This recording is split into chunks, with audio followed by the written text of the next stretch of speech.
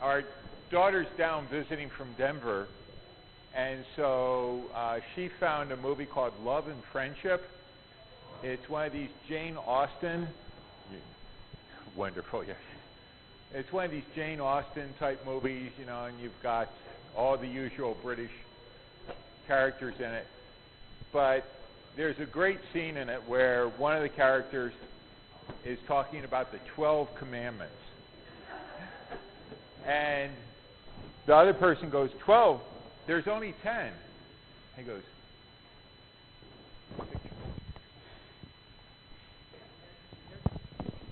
oh. We could just put it on the other side. There you go. Thank you. Yeah, so only 10 commandments. They took away 2. Which 2 did they take away? I hope it was that Sabbath thing. That's terribly boring. But it's really clever. But we'll actually get to today to look at, you know, exactly how many commandments are there, because this is one of these things that is very, very interesting. So today we're looking at Exodus chapter 20, the 10 Commandments. And when we look at these, the first thing we need to realize is Charlton Heston. You know, you can't go anywhere in the 10 Commandments without Charlton Heston.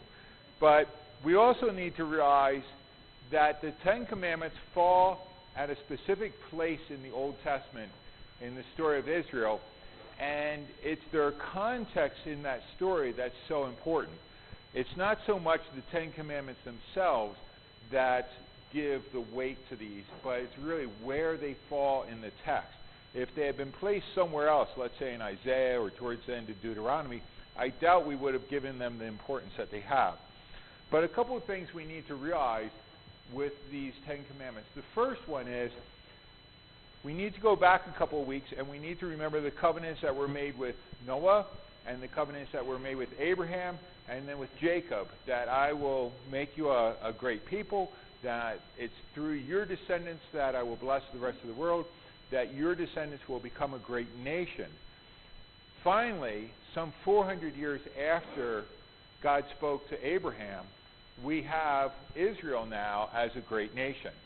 And the size of that nation is another one of these things that is highly debated. If you read the text of Exodus through Deuteronomy, you'd think that Israel was around 6 million people. If you take some of the modern commentators, they think it's around 600,000 people.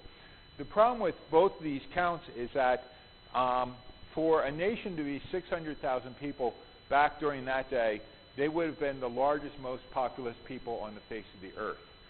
You just need to realize how exponentially the human race has grown to understand how few people were around back then.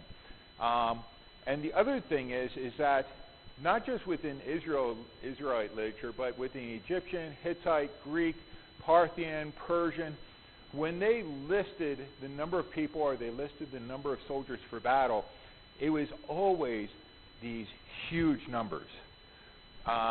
You know, it's huge, as a certain person would say. So, for example, when the Persians came against the Greeks in the Peloponnesian Wars, and you know where you get the 300 Spartans and these stories from, both the Greeks and the Persians listed the Persian army at 3 million people. Well, you can't move an army of 3 million people with the people carrying most of the equipment on their back and a few ox carts to carry things around. It just would have been logistically impossible. It was probably an army of around 3,000 to 5,000 people that invades. But that's just one example of how these numbers work. And the other thing that you have when you're looking at this is the way numbering was done in the ancient world and the way we do numbering now is completely different. They use letters or they used words to describe the numbers, and we actually have a complete new form of writing using actual numbers to convey this. So it gets a little trouble. But the key thing I want to bring out is it's been 400 years since we saw Abraham's promise, and Israel is now, even for that day, a very, very large and populous people. So the covenant here is tied back to that.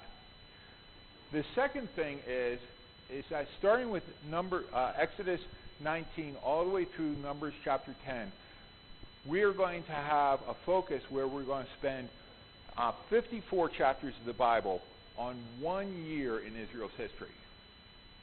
Okay? So this is what we call a density. There's a lot taking place in this point in time. And it's a lot like in the gospel accounts. You read Matthew, Mark, Luke, and John. I'll take John, for example. John is 21 chapters long. The first chapter covers from eternity past up until when he meets his first disciples. So, however long you want to make that. And then from chapter 2 to chapter 10, you cover 3 years of his public ministry. And then from chapter 11 to chapter 20, you're going to cover 3 days of his life, the final 3 days. So you can see that the density in John's gospel hits with John chapter 11 through chapter 20, because that's the important thing for him. That's where he's going to spend all of his time and all of his energy narrating.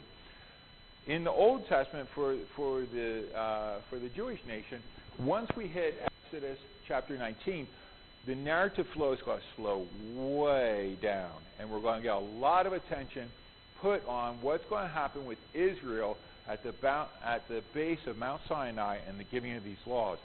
So this density, this slowing down the narrative, really shows where the focus is. And the Ten Commandments introduce this section.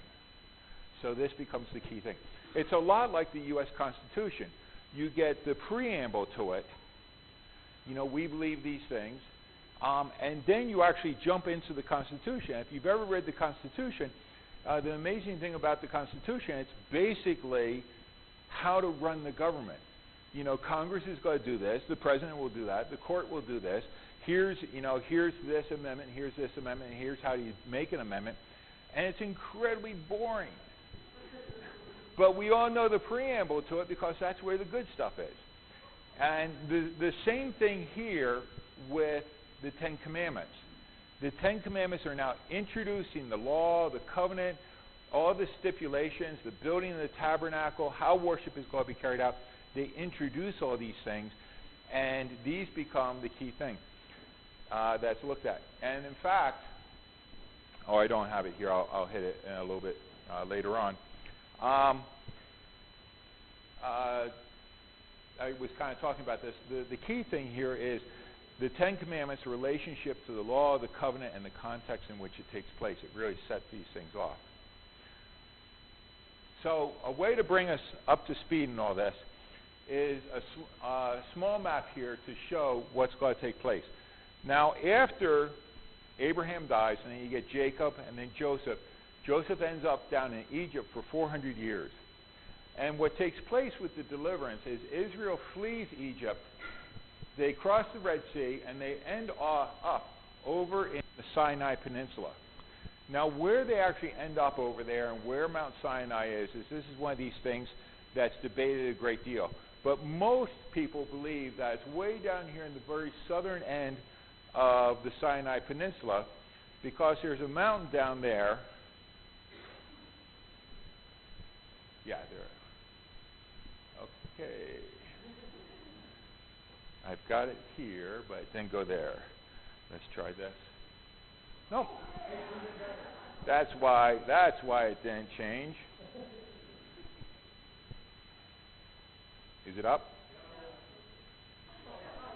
Oh, no, it's up. It's up.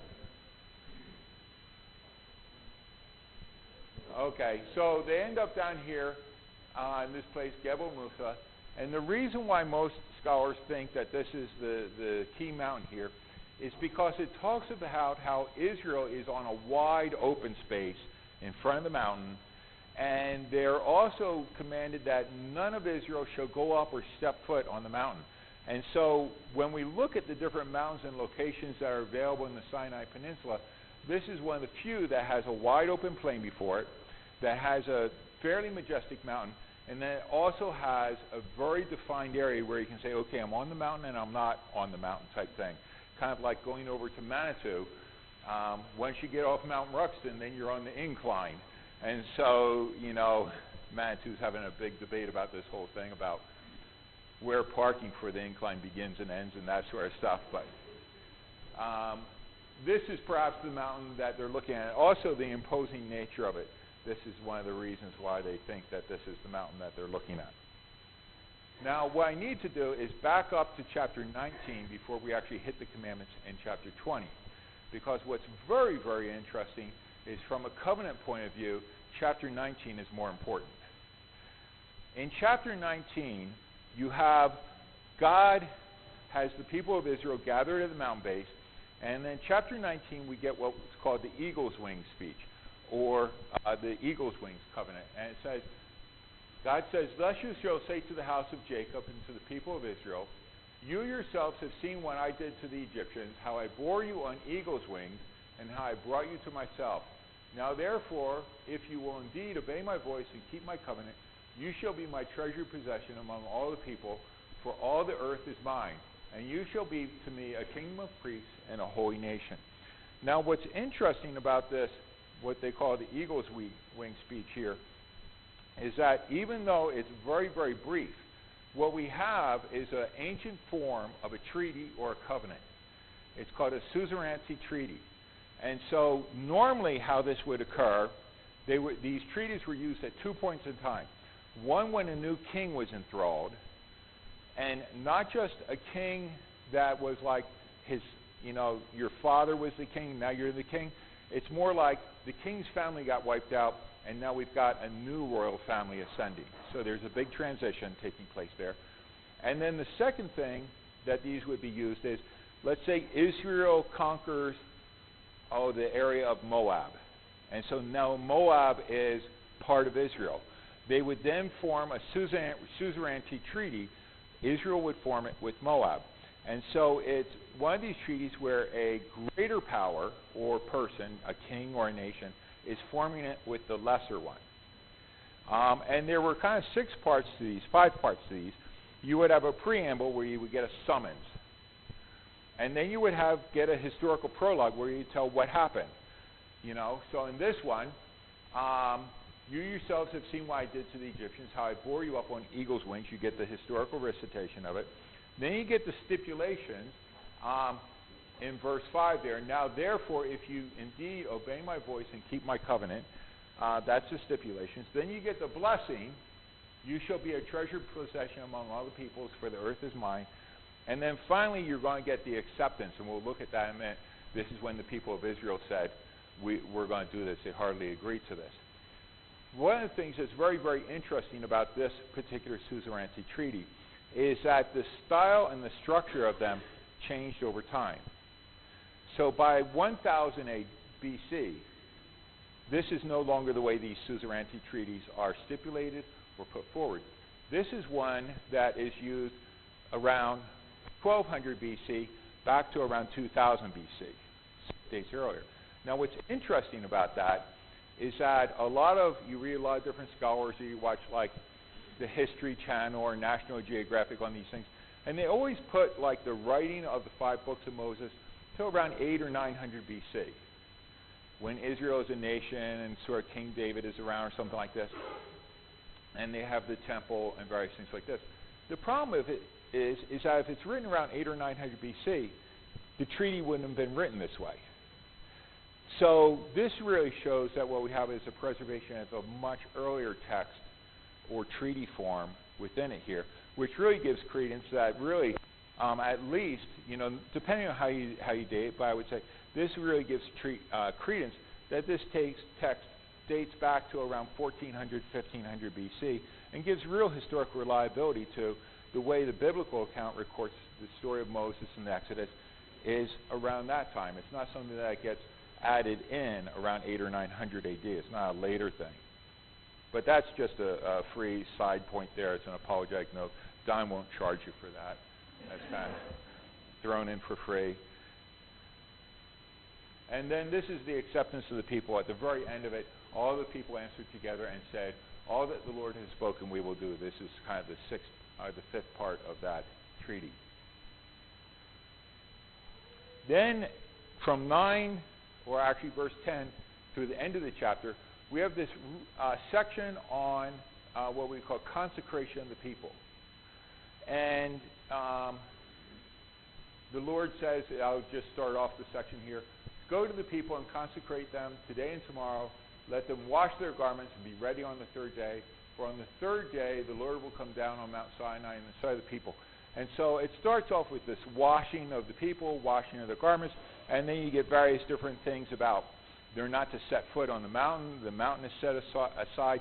So you get all these different stipulations that are preparing the people for this time of meeting with God. Now, one of the key things about this whole thing is it's not so much that the people are clean and smell nice and they're, all kind of like behind the little velvet ropes at the museums type thing. It's not something like that. It really has to do with embodiment and how we prepare ourselves before God. Because one of the things that I like about an Anglican church is it's like aerobics on Sunday morning. We get up, we get down, we kneel, we do this. We fall over and get kicked by a mule. We have the clergy running off the diocese to check you out and things like this. But the very acts of kneeling and standing and stuff like this then prepare you for what you're going to be saying and what you're going to be doing at that time. So what we do with our bodies influences how we think, and how we think influences what we do with our bodies. It's not that it's just mere cognitive information that's being passed along, but we really are embodied beings, and what we do with them then influences how we think, feel, act, or various things like that.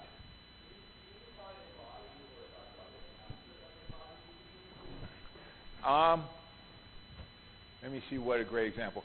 A great example of embodiment would be that we always tell people that you shouldn't be involved in sexual immorality. You shouldn't have sex with somebody that you're not married to. And especially with teenagers, we tell them this. But the problem is that you can have all that information in your head you want, but if you're sitting with a member of the opposite sex that you're attracted to on a couch somewhere, and and the parents are upstairs and you're downstairs, all that information you have in your head is out the window. Okay? That's not what you're running off of at that point in time. But if you've done various things that have instilled disciplines within your body, so for example, practicing a piano, that you're going to sit down and you're going to play this thing for a half hour or an hour every day. Or you've participated in sports.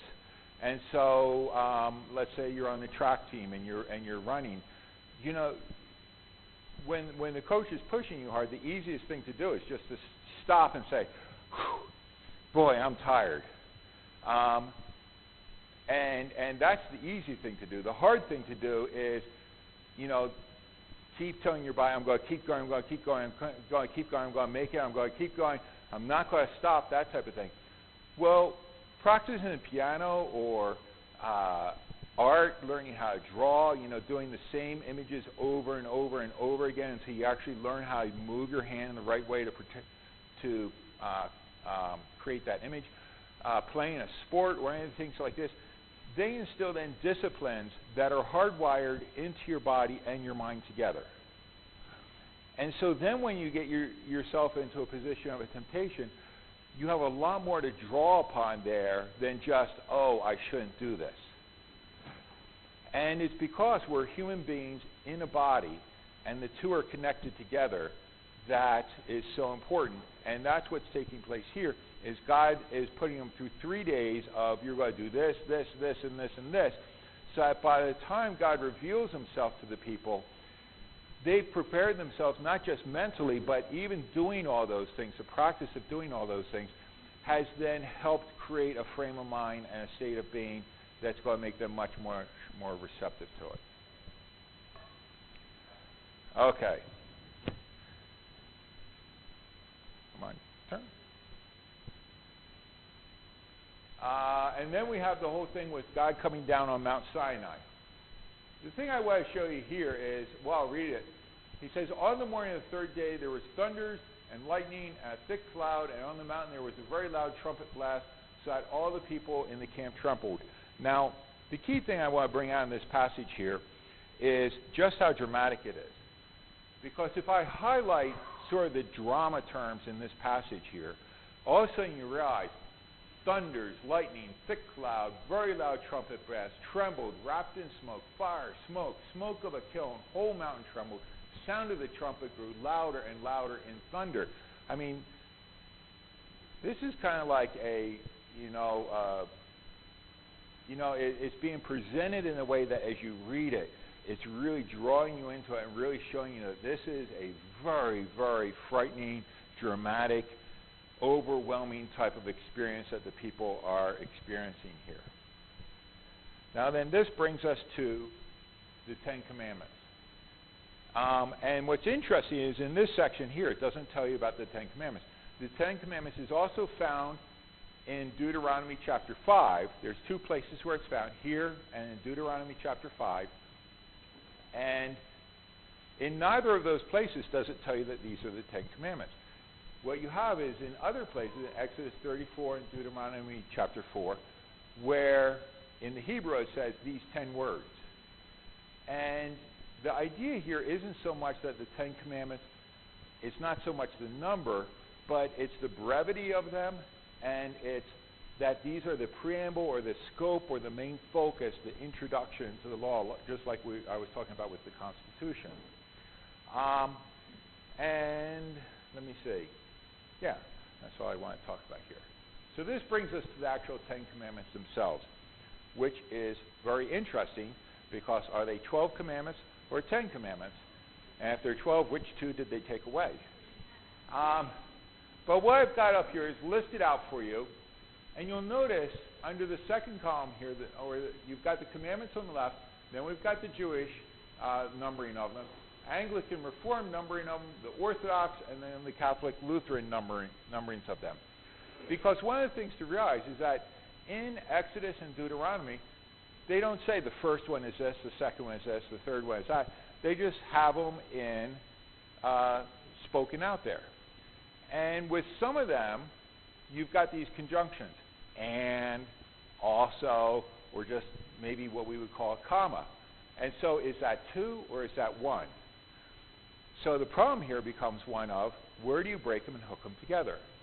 Now on the Jewish side, I am the Lord your God. They really see this as the first commandment. For them, it's the first commandment because it goes with Deuteronomy 6:4. Hear, O Israel, the Lord your God is one, and you shall have no other gods besides me. For them there is just one God, and that's the first commandment for them. But if you notice with the Anglican Orthodox, well, the Orthodox has it that way also, but the Catholic, most everybody else sees this as a preamble or an introduction into the second one. And then you shall have no other gods before me, and you shall make an idol. This is like when they first were printing the King James Bible in England. One of the publishing houses that had the right from the Queen to print the King James Bible, it appears that somebody bribed one of the typesetters, and so instead of you shall make an idol, it was you shall commit adultery. Instead of you shall not, and so that became known as the Adultery Bible, and it also meant the guy who owned the printing house got thrown in prison for it. And his competitor, who appears, paid this guy off to change the typeset, took over the print house and publication of it. So you shall make an idol. Am I done here? Is finished? Okay. Yeah. The whole problem is you're putting it up on the internet. Okay, good. Yeah, so you'll notice with I am the Lord your God, you shall have no other gods before me, and you shall not make an idol. These first three here is where one of the big differences, where you divide them, how you see the grammar of this section falling out as to how you divide it. The other place where people start dividing it is down here, you shall not covet your neighbor's wife, and you shall not covet your neighbor's anything. You get slaves, property, and all this. BMW, yes, yeah. Porsche SUV car with bike rack on the back. your buddy's new carbon fiber bike that you helped him buy that you can't afford. Now what's interesting here with these last two is in Exodus, your wife, that part there, comes after your neighbor's property. So in the Exodus account, it looks like the wives are the property of the husband. In Deuteronomy, it's you shall not covet your neighbor's wife, and then the property. So in Deuteronomy, it looks like the wife is separate and not counted as property, but as a person. Now, the reason why this gets really interesting here is because we always have these debates about, courthouses taking down the Ten Commandments and various things like this.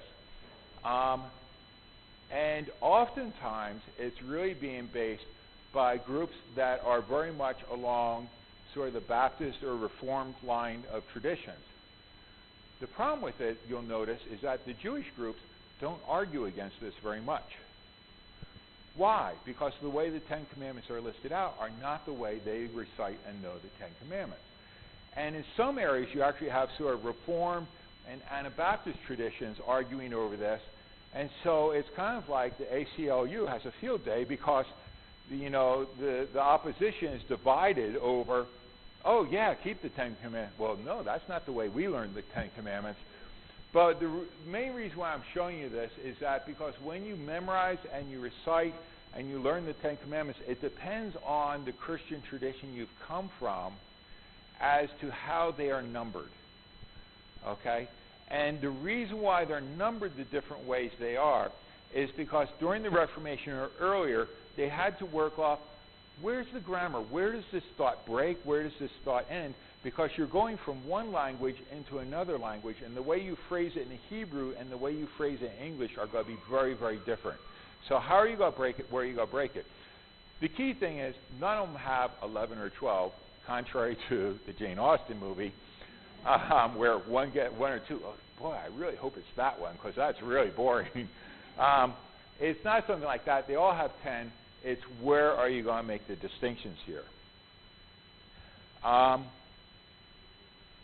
The second thing I want to look at here is the actual structure of the Ten Commandments.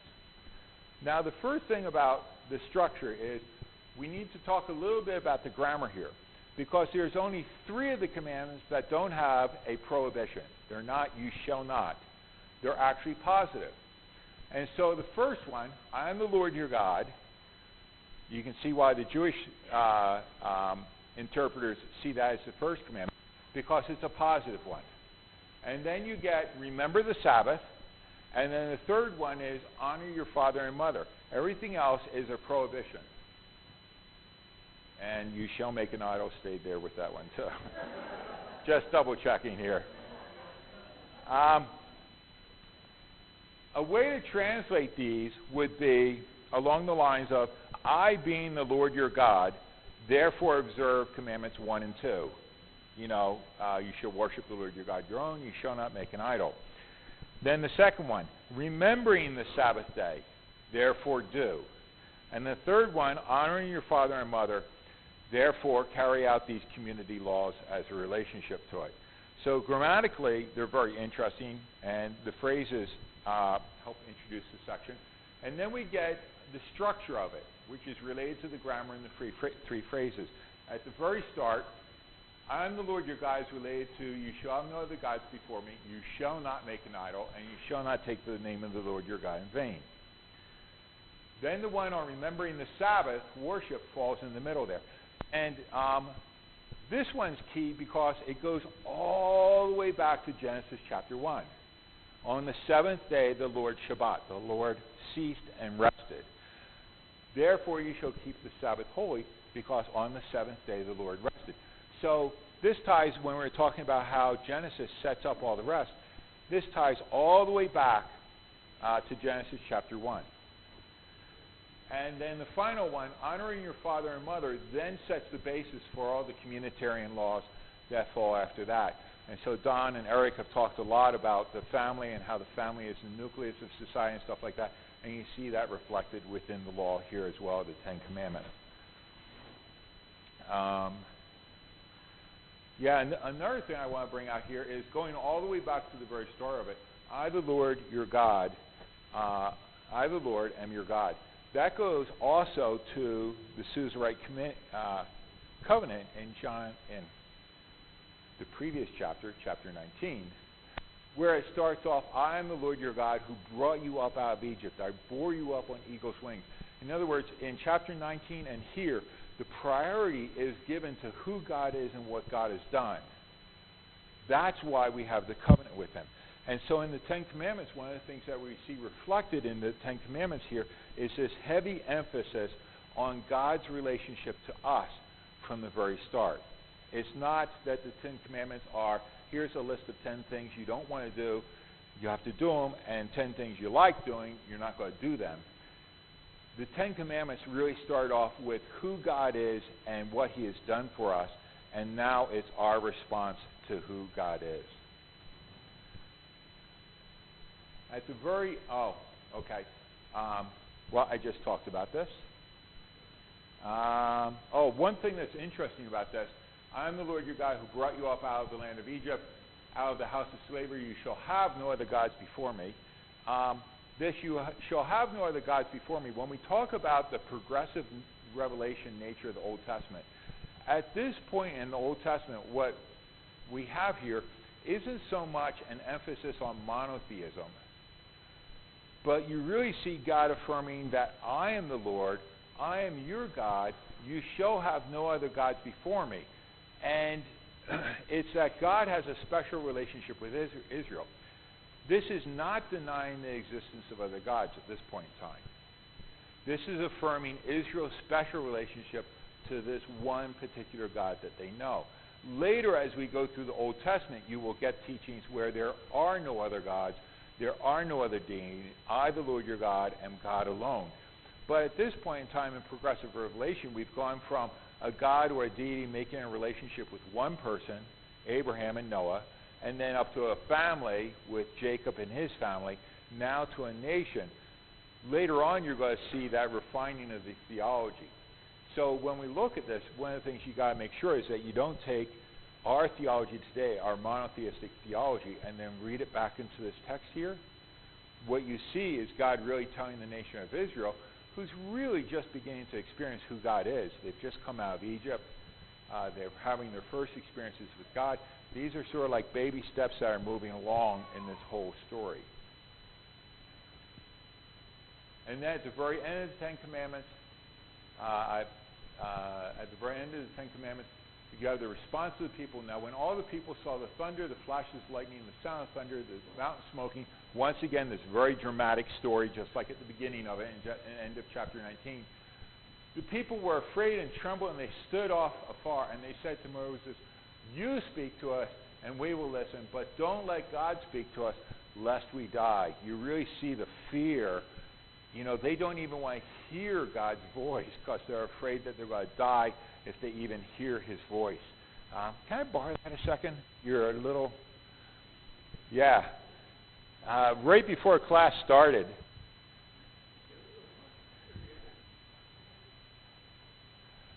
he showed me this great little book.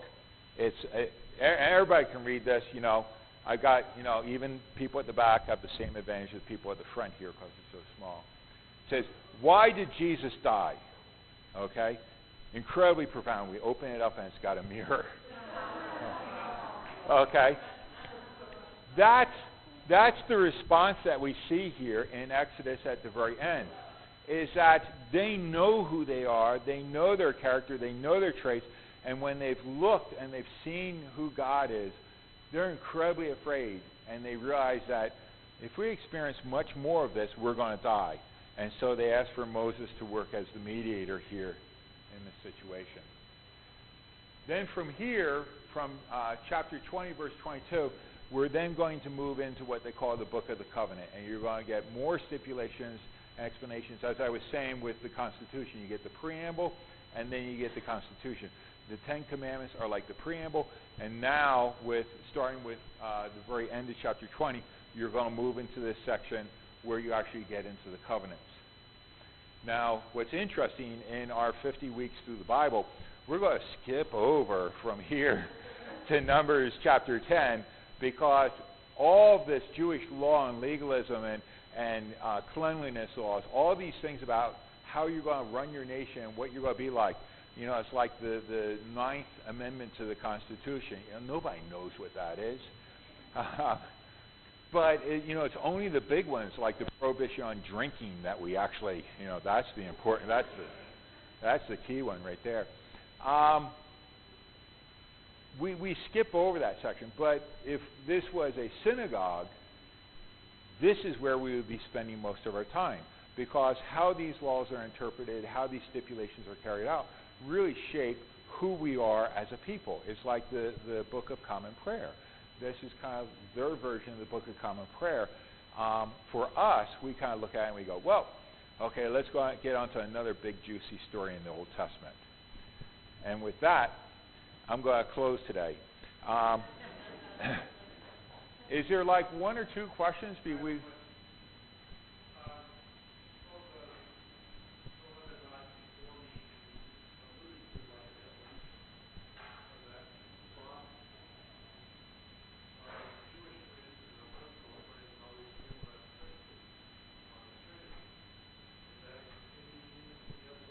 Right, yeah, because this whole idea that how can God be Spirit, Son, and Father is something that's not going to come about until the Gospels. And one of the big things that the Gospels really want to bring across is, how is that possible? What's taking place here? Is Jesus another God? In John chapter 5, they accuse Jesus of setting himself up as another God. That's what he's criticized for doing. And then Jesus has to respond and say, no, you're not understanding it correct. Let me explain this to you. Yes. Yeah.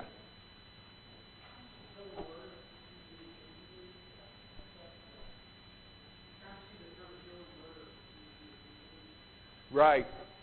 The big thing there is bringing it over into English. And in context, how are you going to translate? It's like the Latin word mus, M-U-S.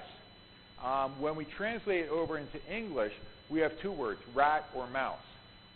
And so are we talking about a little animal?